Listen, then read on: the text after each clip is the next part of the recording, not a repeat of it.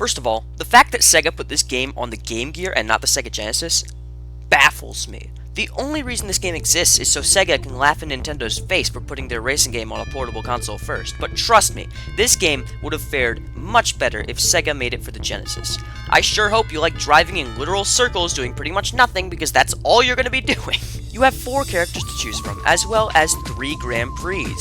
There are 6 tracks, 1 for each zone in the original Sonic the Hedgehog. This seems like a good variety, but there's one problem. Every Grand Prix has the same tracks in the same order. Well, kind of. Essentially, each track is a set of turns, and you need to carefully navigate the turns, so you don't spin out. But that really is all a track is. Turns. Other than different curves, each track is pretty much the same, so the gameplay gets repetitive really fast. The only thing that differentiates the tracks are the obstacles on the left and right of the track. Not really anything else except for the background, so the theming is a huge missed opportunity in this game.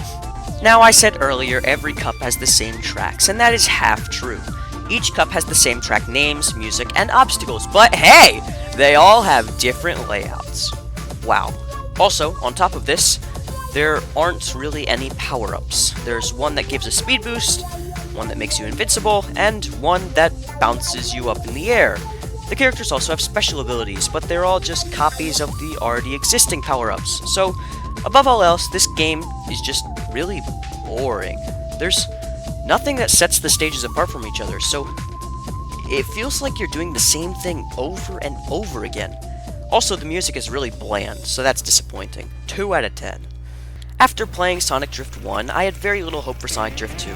However, it actually surprised me. Sonic Drift 2 has much more content than the original. It has more tracks and more characters. It seems like the developers saw all the problems with the original game and tweaked them a little. The gameplay now feels a lot smoother and more forgiving when it comes to turns. There are lots of quality of life improvements. When you pick up a power-up, it doesn't fire automatically. Instead, you choose when to use it.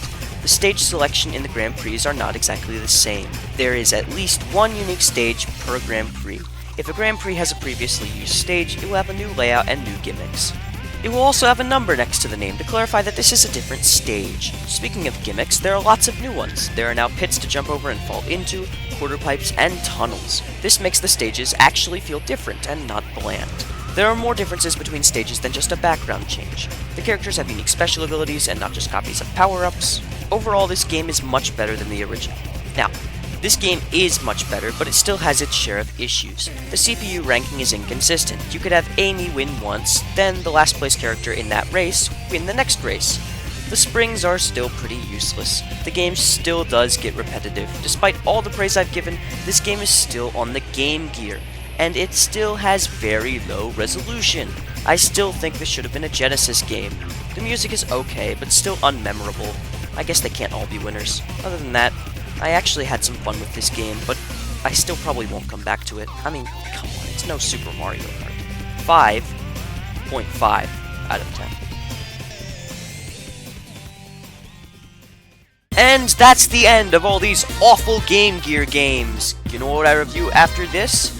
Sonic 3 and Knuckles! You know what I review after Sonic 3 and Knuckles? More Game Gear games!